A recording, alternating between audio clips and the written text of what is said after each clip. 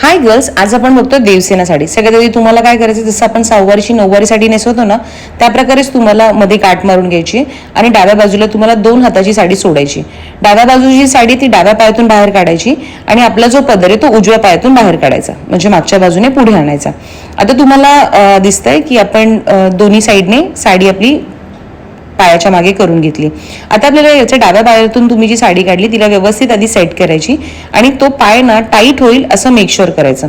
आणि पाय टाईट झाल्यावरती ती जी साडी आहे तिला वरती कमरेला खोचायची आणि तिची काठ आहे ना पायापासून वरती दिसायला हवी.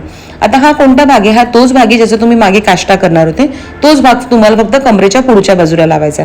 आता एक काठ तर आली, तर दुसरी काठ इकडे माझ्या हातात आहे, तिला तुम्हाला व्यवस्थित टक करायचंय.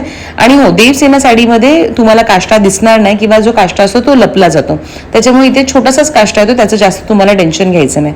आता ही जी साडी ना ती काय करायची तुम्हाला, परत मी करून दाखवते तुम्हाला पायातून साडी काढायची आणि त्यानंतर आपला जो काष्टा आहे त्या काष्टाच्या आतमधून तिला पण टक करून घ्यायची वरती आणि ते कमरेच्या इथून तिला खोचत खोचत पुढे आणायची. असं केल्याने साडी व्यवस्थित टाईटली पुढे येते आणि आपल्याला साडी अशी कम्प्लिटली पुढे आणायची. दिसलं तुम्हाला मला काय सांगायचं होतं ते? आणि त्यानंतर जिथे तुम्ही गाठ मारली आहे ना तिथून ही साडी ना पूर्ण आपल्याला खालच्या बाजूला काढून घ्यायची. हे बघा, आता आपण जिथून गाठ मारली तिथे हा गॅप आहे, त्या गॅपमधून तुम्हाला ही साडी बाहेर काढायची. म्हणून देवसेना साडी जेव्हा पण आपण नेसतो तेव्हा साडी सुळसुळीत असावी, म्हणजे साडी इथून अशी बाहेर काढताना आपल्याला थोडंसं हेल्प होते.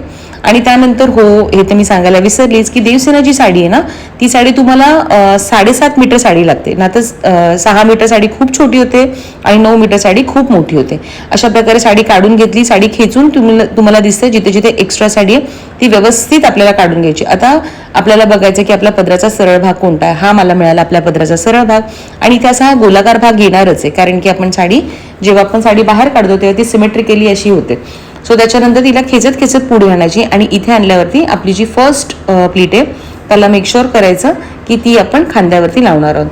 आणि देवसेनेचा जो पदर आहे तो पदर आपला प्लीट्स आपण करत नाही, आपण एका हातावरती तो मोकळाच सोडतो, कारण की तो असा सरळ नसतो. आपली मूळ पद्धतीची नऊवारी असेल त्याच्यात कसा आपला पदर वाकडा असतो, सेम तसाच वाकडा पदर याच्यात पण असतो. त्याच्यामुळे आपण ह्याला फक्त 1 प्लीट घेऊ शकतो, याला आपण पिनअप करू शकत नाही.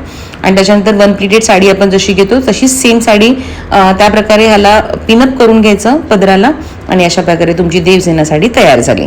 कशी वाटली? एकदा दोनदा प्रॅक्टिस केली का तुम्हाला ही फार इझी वाटेल, दॅट्स फॉर शुअर. थोडेसे काठ जरा व्यवस्थित करते म्हणजे थोडीशी प्रेझेंटेबल वाटेल माझी साडी.